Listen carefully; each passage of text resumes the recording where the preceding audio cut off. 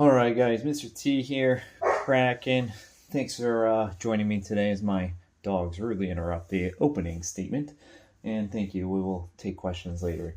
But for now, we're going to get right into this Kamigawa draft booster box. Kind of talk about some things I got going on personally and some changes to the channel. So, I guess we'll start there. Go ahead and hit that subscribe button to support. And yeah, for a long time, this insert is just so cool. For a long time, I was starting out this channel to open, and I was opening my booster boxes in advance. Sometimes doing so, the content that I talk about or ramble on about while we enjoy cards isn't always relevant. Things change very quickly sometimes. Other times, honestly, overnight, day to day, week to week. It really depends what's going on. And I just think that for me to better discuss and have my videos come out in a more timely manner, that I can go ahead and kind of slow down on some of my openings for like the full boxes, and just kind of release them as I like, next day. So like, gosh, I don't even know what today is. I think it's the 17th. I think it's March 17th. So we'll see this video go live on the 18th. Oh, that's actually a really nice land. That's beautiful. All right. So first rare, Ijanjo Uprising. But yeah, I just want to make sure that I can release content that's more enjoyable, that's more relevant, and it's not just always just straight pack opening. So excited to open Kamigawa today. Well, and we're nice Seat of the Empire. So I decided to open up Kamigawa today because, well, first of all, I can't even flip and remember how to stack right now. It's been so long. And I do want to discuss, I really just want to input on Lord of the Rings. And I chose this set because it's still in standard. So it's not terribly unprofitable to open it. Higetsu consumes all. Cool flip card. So that's one thing. First mythic, actually. Cool. Right? Yeah. Yeah, the land's not a mythic. So it's not totally unprofitable to open it. And two, I feel like this was kind of that set that really honestly kind of started it all. I mean, not really, but in a sense, yes. Because if you go back to, our invocations and the Kaladesh inventions, I mean, yeah, those really were the true beginning, right? So, but this set was really like the first time where Wizards focused on putting an extreme amount of value by creating scarcity in a card. Obviously there was the neon foil ink cards. And this was really the first set that did that, right? So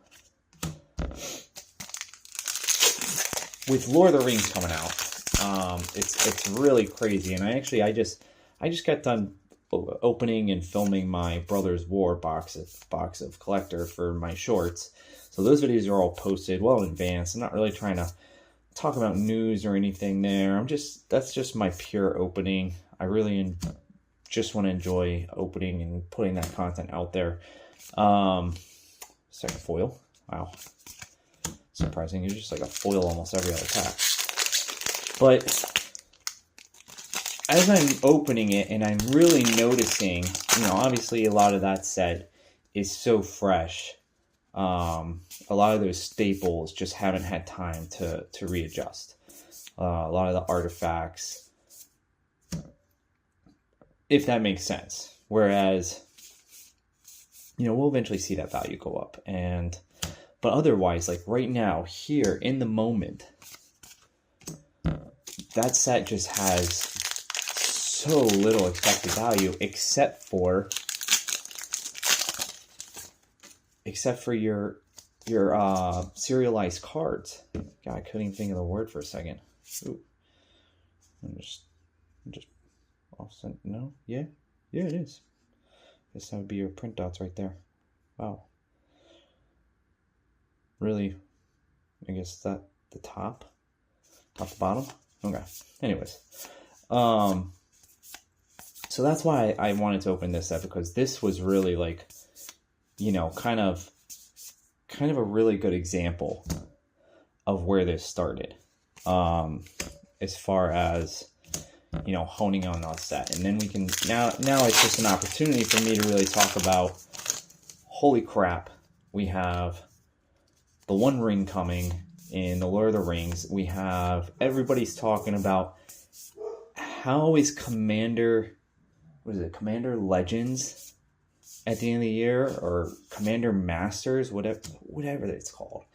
How is that going to have the value inserted into it to support the crazy prices we're already seeing on Amazon? And honestly, I think the Lord of the Rings is the test.